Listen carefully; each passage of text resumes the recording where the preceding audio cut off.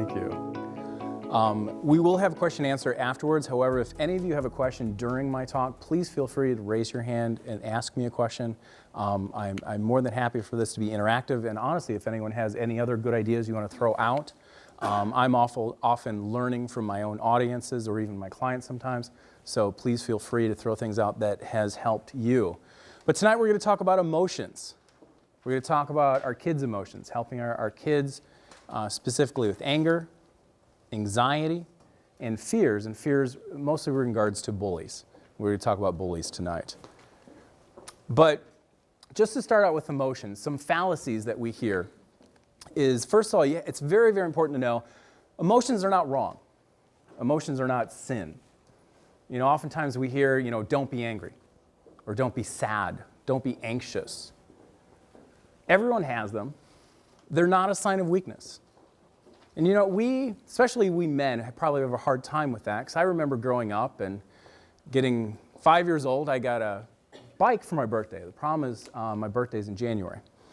And I went out and rode it anyway on the north side of Chicago. Well, I hit a bump and flew over and ended up having stitches in my head. But I actually still remember my father saying, do you guys know what he said? Stop crying. Stop crying, suck it up, you're fine. And then my mother giving him an evil stare and saying, no, he's not. He's going to the hospital. And so we as guys grow up saying, you know what? You're not allowed to have emotions. You're not allowed to cry. We're told not to be angry. We're told not to cry. We're told not to be sad. When we're anxious, people just give us very quick answers, as well as with the females. Oftentimes we think that emotions are a sign of weakness, that there's something wrong with us because we are sad, happy, or whatever.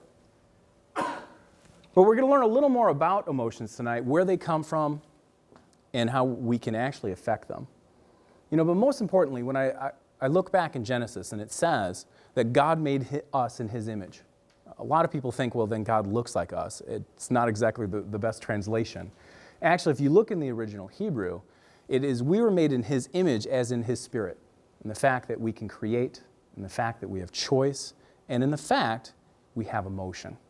God is full of emotions in both the Old Testament and the New Testament. We see God being jealous, God hating things, God being disappointed, God being angry. And then in the New Testament, we see Jesus getting angry. The shortest verse in the Bible that's easy to memorize, Jesus wept, Jesus cried. Jesus and God both experience emotions and yet are without sin. So emotions cannot be sin. They can't be wrong. They can't be moral. But the question is, what do we do with our emotions? And sometimes the problem is that we sin or we do something wrong, our kids do something wrong in their emotions. It's the anger that's not wrong. It's hitting your sister that's wrong. And we very much explain that in my house. My kids are allowed to be angry. They're not allowed to throw things at each other or hit each other or whatever, which still occasionally will happen. The one thing I've noticed also in our society, in our nice society, we've also become just very passive aggressive. We all want to be nice. We all don't want to show anger. We all don't want to show disappointment. And so we're quiet about our emotions. If someone upsets us, someone does something to us, we just put on a smile and we're going to be nice, right? But where does that anger go? And we're telling our children, it's okay, calm down. You don't have to be angry. Where does that anger go? If they're not allowed to express it, if they're not allowed to stand up for themselves, if they're not allowed to express what they're upset about, where does that anger go?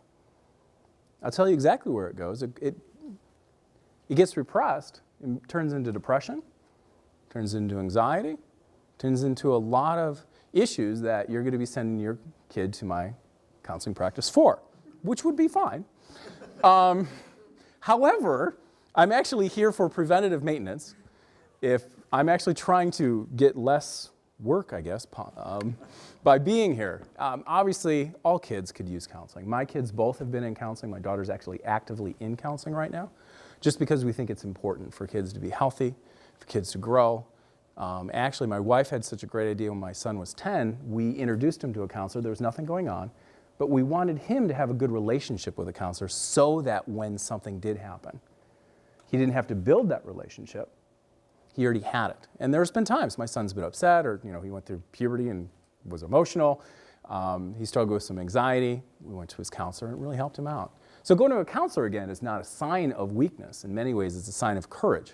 It's because you can face your own struggles. You can face your own emotions, which oftentimes is very difficult. Anyway, so we're going to talk about emotions. Most people think that this is what happens. I know this is very scientific, but whatever. That a circumstance happens and I become angry, right? I'm driving along, someone cuts me off, I get angry. What do I say? That guy made me angry, right? But did that guy really make you angry? If that guy made you angry, then that guy would make everyone angry. That would scientifically be a fact. If the stimulus always caused the response, then the same stimulus would always cause the same response. So that if I'm driving down the road and this guy cuts me off, of course I have to get angry because this guy cutting me off always makes people angry. But what about the people that don't get angry? Don't have a reaction. I actually used to have road rage. I, praise God, cured myself of that, which you can actually do when you understand how to control your emotions.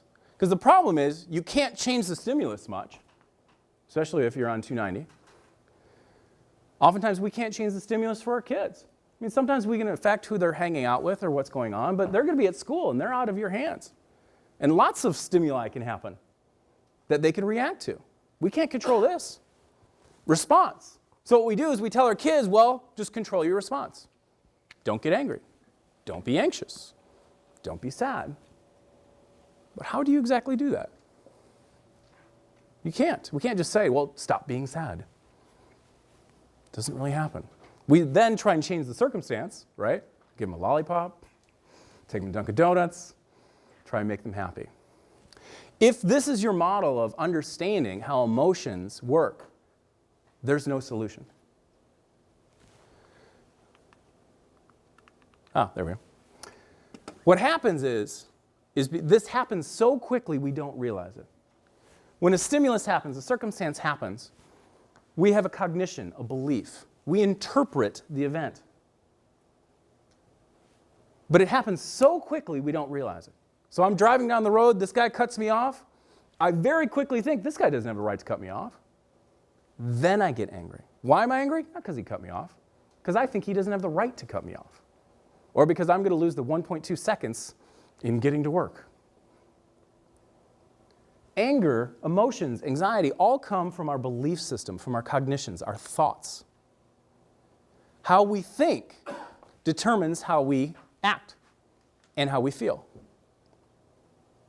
In counseling, this is what we do. We try and change the beliefs. We try and change the cognitions, the thoughts. We reframe. We help students view things in a different way so that we can then change the response and the emotion. Example of this, 9/11. 9/11 happened. We all here in America believed it was wrong. We all got upset, as we should have. It was wrong. However, if you were part of the Taliban, part of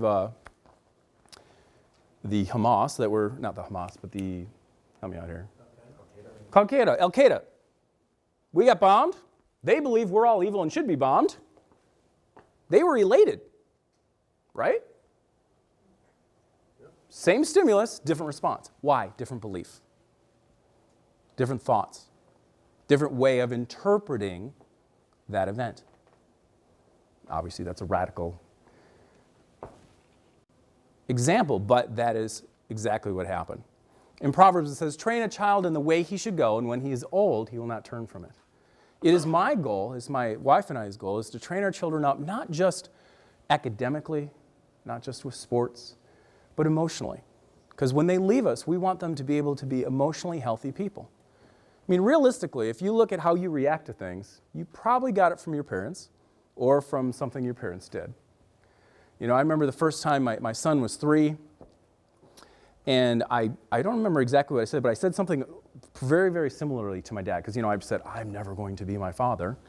And all of a sudden, I said one of those fatherly things my dad said to me. I'm like, oh my gosh, I've become my father. We're affected by how we grow up. And so, you know, I want my kids to grow up in a better environment. a mentally, emotionally more healthy environment. And so that's what we are trying to do, is train our children up so that they will be healthy adults. And I'll tell you this, I tell parents this all the time, 6 months of counseling as a kid is worth 5 years of counseling as an adult. Because, if you can fix what's going on with the kid now, not only are you fixing it now, you're fixing the wrong way they're interpreting and doing things for the next 10, 20 years. If their belief system is everyone's out to get me, then they're going to believe that for that period, and they're going to continue to believe that. And it's going to get worse, and it's cyclical. And they become more unhealthy and more unhealthy. And I deal with a lot of adults. I do a lot of adult counseling, and a lot of it is just going back to their childhood and figuring out where they got the belief system they have, that faulty belief system. People are out to get me, or I can't trust people, or whatever that faulty belief is. So first we're going to talk about anger. First we're going to talk about ways you can make it worse. Yelling at your kids, probably a way to make their anger worse. Kids feel scared. We forget how big we are. We don't realize how much bigger we are than our children. They're scared of us, and especially us men. We don't realize how big we are sometimes. And if we all of a sudden are here and our child's here and we're yelling, that's scary. And if that's scary to them, they're going to have different responses going forward. They're going to have anxiety, they're going to have fear, or they're going to model that. They're going to do exactly what you do. They're going to see how you react to things and react the exact same way. So if I'm driving in traffic and I have road rage and I'm screaming in a car, guess what's going to happen the next time my son sees something and that happens? He's going to scream, get angry, yell. We model how to have emotion and how to be healthy at our emotions. Arguing with your kids. Who here's won an argument with their child? Anyone? Who here's won an argument with their spouse? There's no winning arguments. Arguments don't work. The funny thing is we think we're logical beings, especially us men. We struggle with that. We think we're logical. However, to give logical arguments to someone who's illogical, considering it never works, is illogical. Trying the same thing over and over, expecting a different result, is the definition of insanity. But yet we do it. We continue to argue with our kids. It hasn't worked the last 100,000 times we've argued with them, starting at age 2. Try and argue with a 2-year-old. But yet we keep doing it. Why do we keep arguing with our kids? It engages them. And honestly, it brings them up to our level. And all of a sudden, they think they can argue, and they have power. I love my kids, and I like to get input from them. I like for them to discuss. But what I decide is my decision, and they don't get to argue. If they have a good point, I'll listen to it. Might even change my mind. But I'm not going to engage in an argument with my children. It's pointless, especially if they're upset. When people are upset, they're irrational. We think we're rational. I once had someone in my office. It was marriage counseling, and I told her to calm down a little bit, and she said, "I'm not yelling!" I said, "Okay, you're not yelling. Awesome." When we are upset, we are moving from the middle or the front of our brain, cognitions, emotions, we're going back to just simple fight or flight. Simple fight or flight that all beings have. And when we're in fight or flight, all we have is adrenaline. All we are thinking is, I need to fight to get out of this, or I need to flight. I need to run to get out of this. The reason we have it is, back when we were running around and there was bears and we didn't have houses and everything, a bear would run out in the woods, and you shouldn't sit and determine what you should do if a bear is running at you. You need to very quickly decide, am I going to fight this bear, or am I going to run from this bear? That's where fight or flight is there. However, in our society, as our society has evolved much faster than our brains, we still use this fight or flight reaction. So when we get in an argument, or we become anxious, or we become afraid, we immediately go to fight or flight. And this is why arguing doesn't work. All we're trying to do is either fight or run. And neither work. Yes? I have a question about that. What are some successful techniques to diffuse the argument? If you say, I've made my decision, this is what we're going to do. I have a 3-year-old and a 6-year-old, not rational to get in that. And often when I say we're not talking about it, just they escalate. Time. Just ignore it? Time. Time needs to happen. It takes 60 minutes to calm down from adrenaline. And honestly, as long as adrenaline is running through your body, you're in fight or flight, and you're not going to be irrational. Timeouts are excellent. I think timeouts aren't just for kids. I love timeouts when my kids were young. They were for me as much as they were for my kid. I'm like, oh goodness, I'm going to put you in timeout. I'm not going to do something stupid. Gave me time to calm down from my fight or flight adrenaline when I was upset with a 3-year-old arguing whether or not they should have a certain cereal. Amazing the arguments we have when they're that age. Now they're 15, I just have different arguments. A lot more complicated. But at least he just doesn't say no, like a 3-year-old. Anyway, explain to them how irrational they're being. People love that. That's one of the best things you could possibly do to your child if they're being irrational. Do you realize how irrational you're being? Because they won't get defensive from that. Not my kids. Name calling, obviously, bad modeling. Blaming them. Being inconsistent. I'll tell you right now, having inconsistent rules is one of the top things I've seen that causes anger in children. Because they don't know what's going on, and they don't think it's fair. The parent thinks they have the same rule, and they probably do have the same rule. But the problem is sometimes they punish for the rule, and sometimes they don't punish for the rule. Or sometimes the mom punishes for the rule, and the dad doesn't punish for the rule. Or whatever it is. That inconsistency causes anxiety and causes anger because they don't think it's fair. If they see their sibling not getting punished for something they just did, or if they think, well, last time I didn't get punished, why am I getting punished this time? Inconsistency is immensely difficult and it's hurtful in causing anger and anxiety. Being consistent is so, so very important. Figuring out the rules you're going to have. And not figuring them out after the event has happened, figuring out before. My wife and I try and just have discussions about, okay, if our kids do this, what is the punishment? And we grew up actually, the greatest moral failing in our household was lying. We decided because we wanted our kids to be honest. So I always told my kids, if you lie to me, I'm going to double your punishment. If you're honest with me, I will half your punishment. And so we used to do that and used to get my kids, they would confess very quickly what they did because they wanted their punishment halved. But we were consistent with it every time. And what we did is the punishment fit the crime. Because sometimes as a parent we're just fed up. I don't know about you. I'm occasionally fed up. And they've done the same thing 100 times. And we want to kind of bring the hammer down. But if it's a small thing, it still needs a small punishment. It's not about our 100 points of anger, getting our wrath out, feeling better about it, about spilling milk on the kitchen table. We do not throw a fit and ground them for 3 weeks. Okay? You calm down, you remain consistent, and the punishment should fit the crime. And again, same thing is not following through with punishments.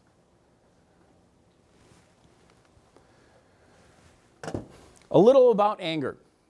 I have a quote from Aristotle. Aristotle is kind of when Plato was started talking about emotion as in passion. Aristotle is about the time when we started kind of the Greco-Roman thinking of rational thought and started understanding emotion differently. He said, a man does not become angry when he feels anger in his senses. This is kind of what I was saying before. Rather, anger is felt with an intellectual realization that one has been wronged or slighted. In a cognitive understanding, emotions require standards and judgments. And he was saying it comes out of our beliefs. I don't get angry because there's just a stimulus. I'm angry because the stimulus goes against my beliefs, or I feel I've been wronged. I don't think people should do this to me, shouldn't cut me off in traffic. Again, we talked about the fight or flight. Adrenaline, it takes 60 minutes to calm down from adrenaline. So if your kid's anxious, your kid's angry, there's a high emotion. And you see that kicking into, it just takes 60 minutes for them to calm down. Probably takes you 60 minutes to calm down also if you're upset. If you feel upset, we all probably feel upset differently. I feel it in my stomach. Some people feel it in their chest. Some people feel it in their neck. Some people feel their hands sweating. Some people feel a pulse. You all have a physical way you feel stress. When you feel that, stop. Walk away. Calm down for 60 minutes. This works in your marriage too. For arguing, stop. Nothing good will happen. I guarantee nothing. Not arguing with your spouse, not arguing with your child. Nothing good will happen if you're stressed and you're upset. The problem is you think you're rational. You're not. There's times I still think I'm rational. Well, I'm a counselor. I should be able to be rational. No, I'm not so rational when I'm upset. And I say stupid things. And so my goal, don't always achieve it, is to walk away and to calm down before I say something or make a ruling. Okay? In Ephesians chapter 4, Paul writes, "Be angry, yet do not sin. Do not let the sun go down while you're still angry." So literally in the Bible it said it's okay to be angry. It's not okay to sin in your anger. Again, you're allowed to feel angry. You're not allowed to throw a toy at your brother. It's pretty simple. Honestly, sometimes we should be angry. A lot of times we feel like we shouldn't. And honestly, if you ever use the word shouldn't, it's a shaming word, just so you know. We feel, I shouldn't be angry at them. Well, why shouldn't you? There's nothing wrong with anger. Honestly, sometimes you should feel. Sometimes anger is the correct response. I have some clients that really have self-esteem issues. And they say their boss was mean and their boss was unjust and the boss yelled at them. She goes, "I'm just so angry, but I shouldn't be angry." I'm like, "Why shouldn't you?" I'm angry at them. You should be angry. Sometimes anger is the correct response. And so if your kid comes home and there's been an injustice, let them be angry. Let them get it out. Don't let them kick the dog, but let them be angry. Let them express it. And the things we carry around anger with us. I use, oftentimes in marriage counseling, I talk about a 10-point scale. Okay? And let's say something simple of, you didn't like someone's, the husband, we said we didn't like that dress. So on a scale of 1 to 10, that's like a 1, right? In badness and hurt. However, if you're mad at your husband, and you're carrying that anger around, because you're mad at the last 5 things he did, he didn't take out the trash, he hasn't been consistent in the punishments, he's been late 3 times, and he hasn't called. So you've got this anger that's building up, okay? You've got 5 points of anger in your back pocket, okay? So if he does this 1, guess what? That 5 is going to show up. And you are going to react at a 6 for a 1. And your husband's going to be like, "Why are you overreacting?" I'm sure you've never heard that before. And this goes for husbands too. But pretty much we walk around with anger, and this happens with our kids, and this happens with ourselves. If we're walking around with anger, we will automatically take those points and add it to whatever it is, and we will react that much more. This is why we overreact. We simply overreact because we're carrying around anger. If we're angry at our kids for spilling that milk, and it's a 1, we might react at a 6 because we're so angry for the last 10 times they spilled milk, and the cereal that's on the floor, and the fact they forgot to feed the dog. And all of a sudden, we're just going to take it out on them. But the problem is they don't understand that you're taking it out on them for these 15 things. They're just looking at this one thing. They spilled milk. It's a 1. Why are you reacting at a 6, Mom? Why are you overreacting? Because, your kids have never said that. You're overreacting because you're angry about so many things. You're not angry just about that 1. Punishment won't fit the crime. We will get upset. So the question is, what can we do? What can we do for ourselves as well as what can we do for our kids? I would say most importantly is awareness. Helping your kids be aware when they're angry. So I think sometimes we're angry, we don't even realize we're angry. Helping your student be aware that they're angry, allowing them to be angry, allowing them to express their anger, getting them to cool down. Just to take a time out, to sit. I wouldn't use the word time out because I guess that sounds like punishment. But you know what? Go play a computer game for a half hour. Go sit in your room. Go calm down. Talk them down, encourage them, listen to them, but let them calm down. Some things we use with children and teens as counselors, we try to encourage them to exercise. A lot of the boys, we just get to do push-ups. When they're angry, I'm like, "Oh, do 10 push-ups." They do 10 push-ups, they feel a little better. They're getting that adrenaline out. Remember the adrenaline? Adrenaline gets out through exercise. Taking a walk, doing jumping jacks. And honestly, the sillier it is, usually that gets it out even more. Okay? If you're doing jumping jacks and push-ups and spinning around in a circle 5 times. I've actually done that in my office.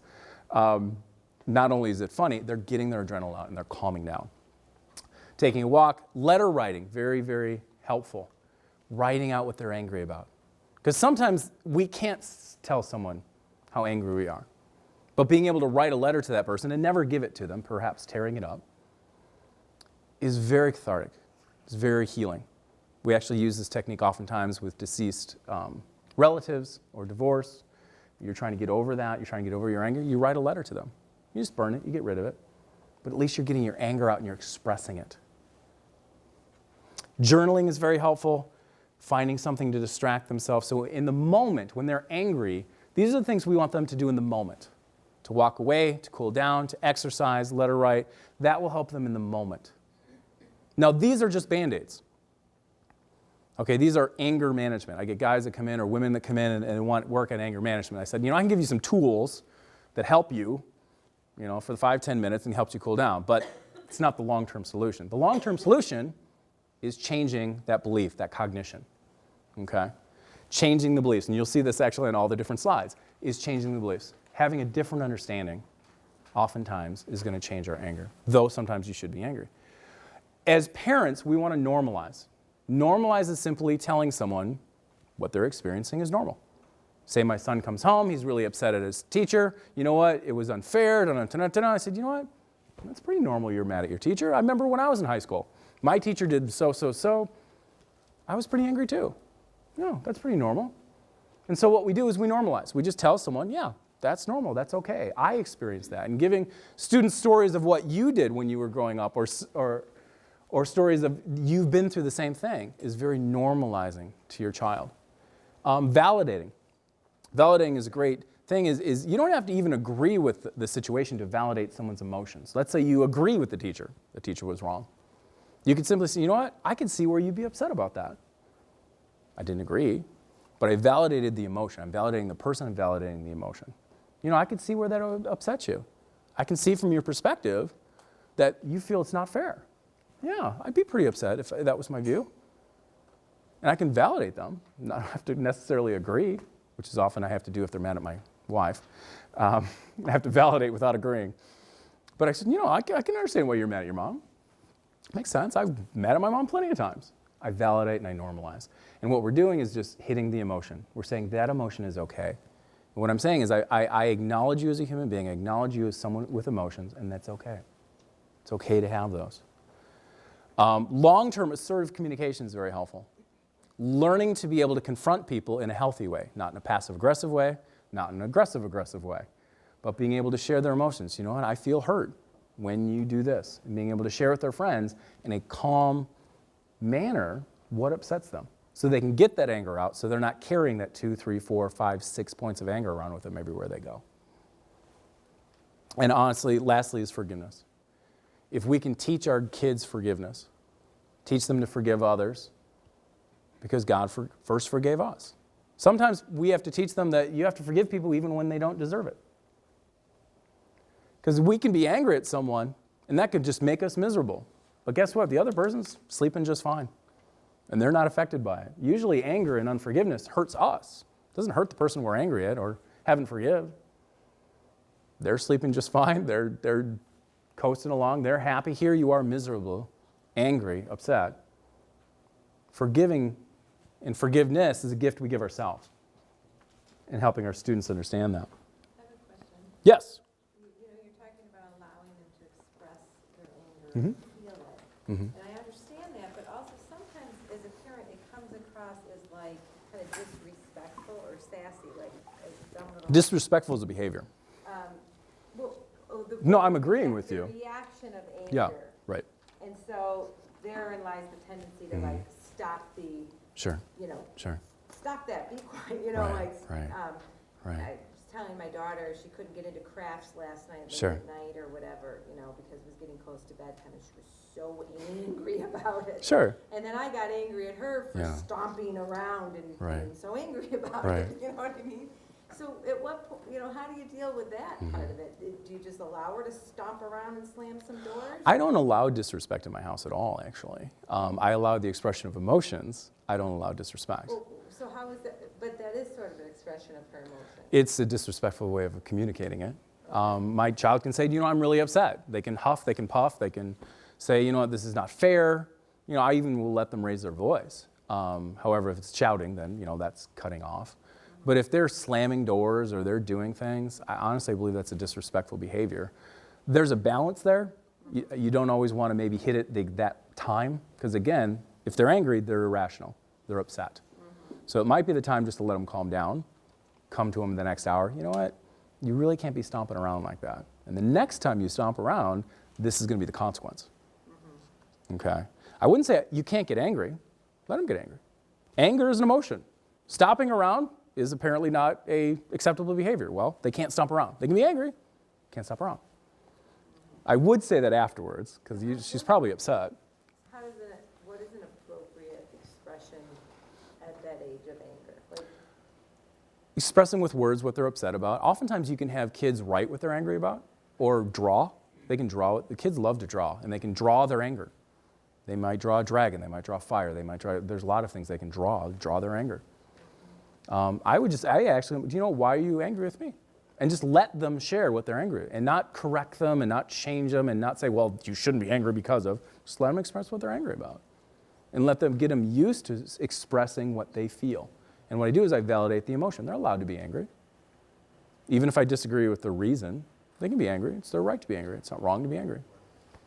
It is wrong to disrespect me and throw something at me and stomp. So it's hard, especially the younger they are. But if we start this when they're younger, we start, tell me what you're upset about. Then it gets easier as you practice it over and over. And the hard thing is also we as parents have to be very careful and understand emotions better. As in, not to pick on you, but you got angry that she was angry. Okay? You should be angry she stomped.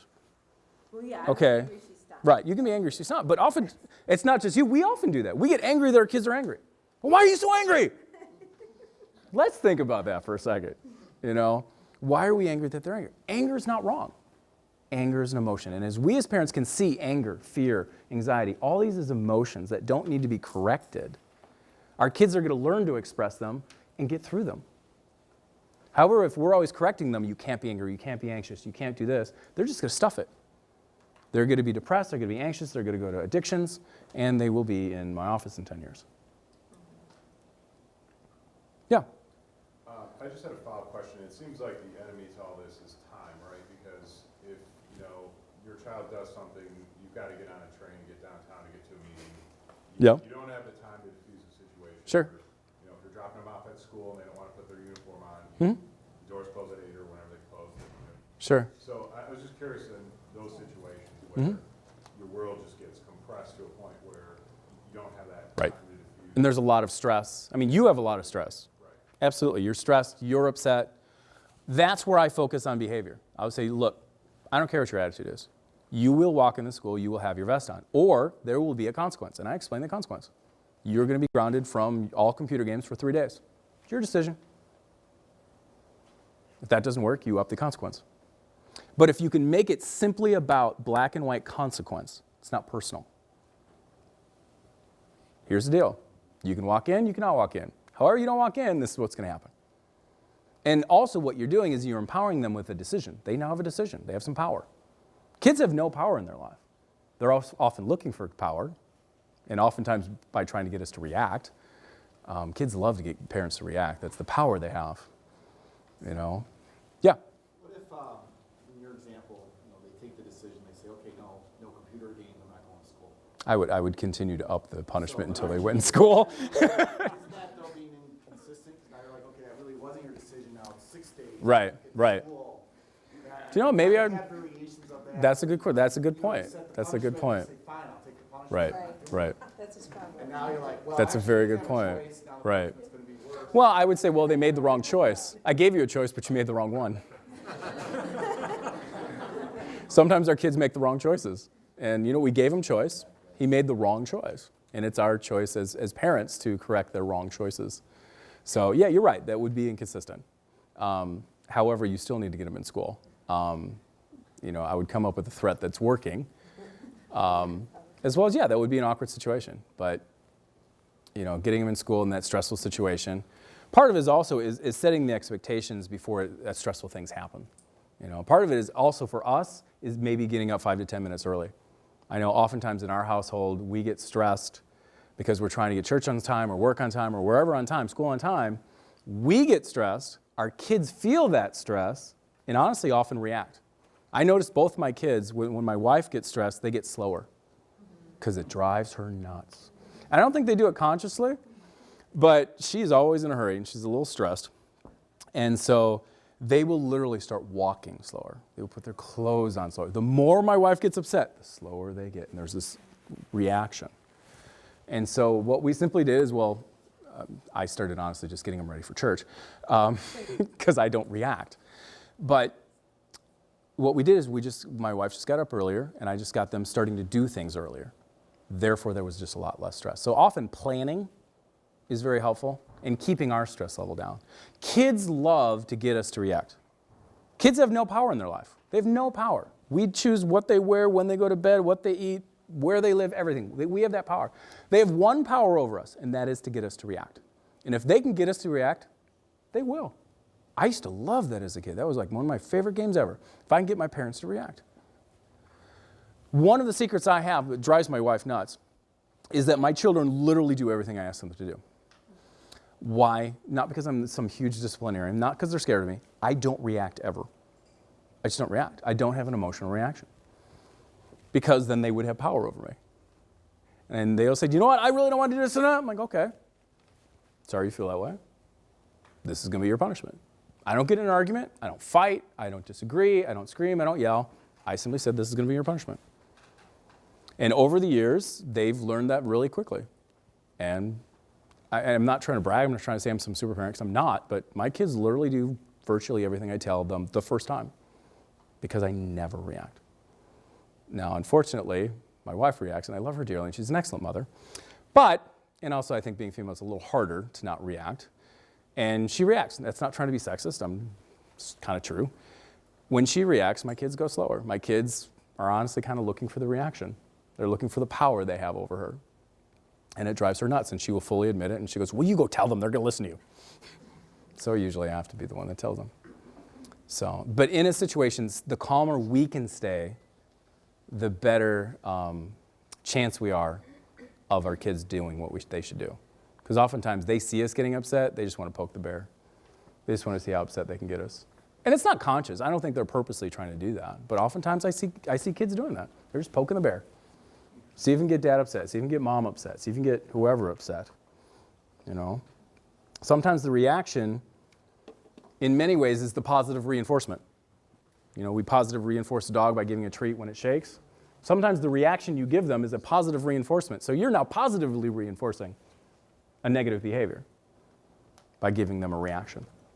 And they learn that real quick. Anyway, we'll go on to anxiety.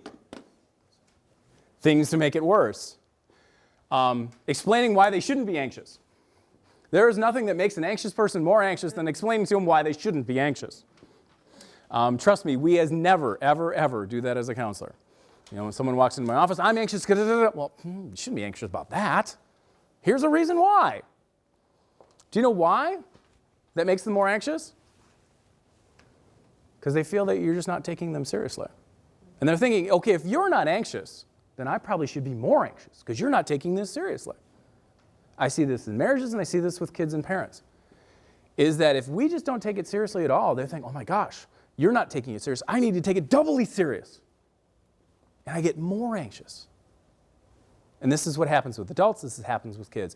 When we tell them not to be anxious or give them just, well, you know, that's not going to happen, they feel minimized.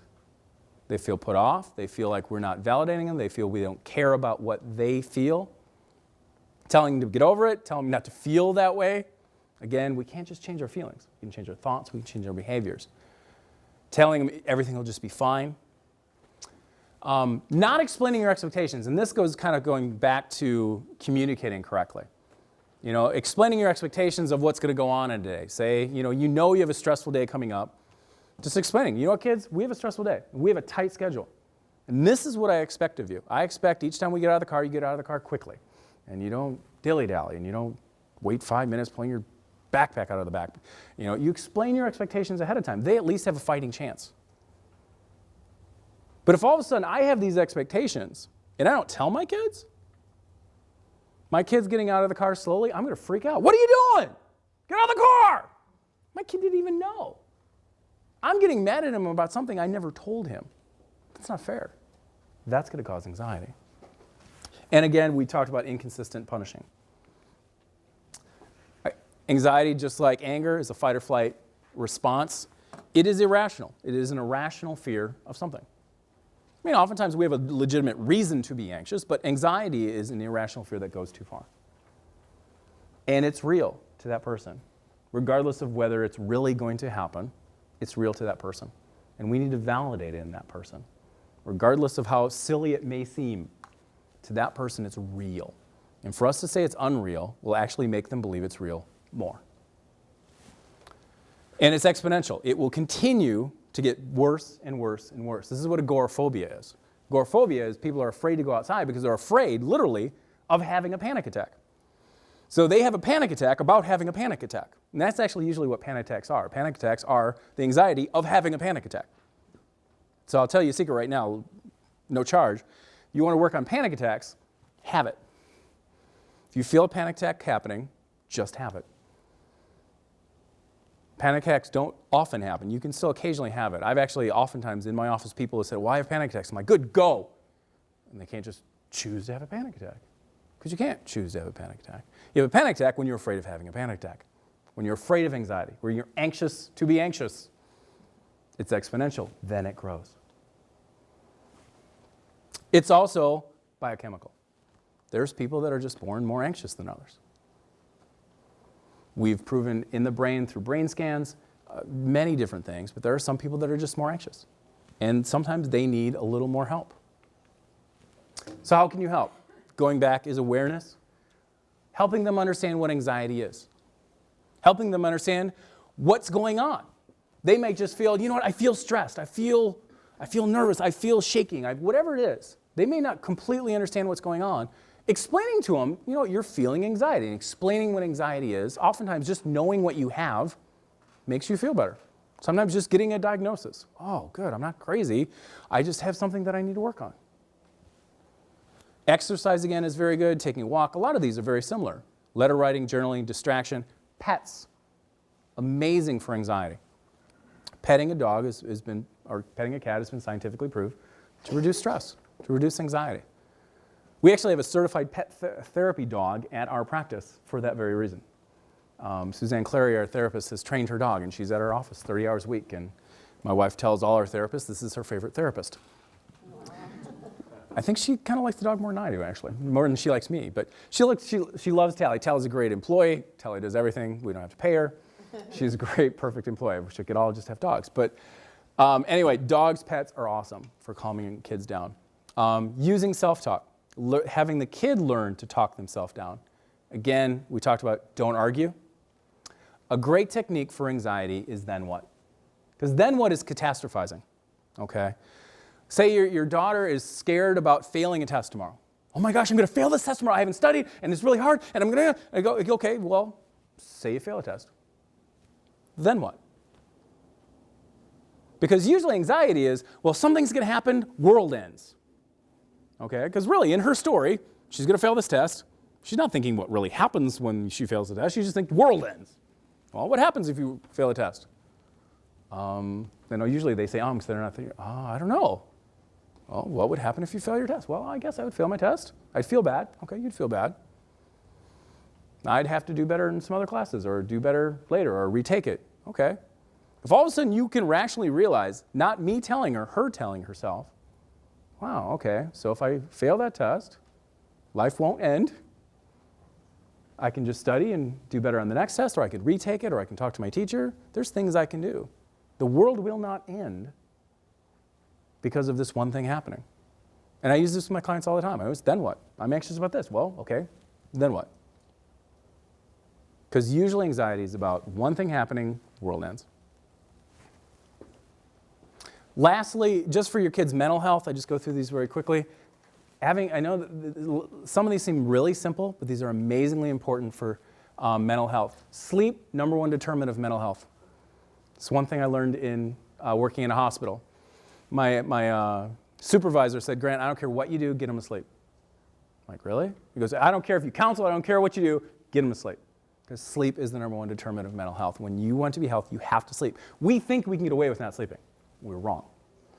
Good nutrition, laughter and recreation, having fun, physical activity, deep breathing techniques I talked about. Having non-electronic time. Sometimes you just need to get away from a screen. Get away from electronics. They need to learn to be able to stay away from that.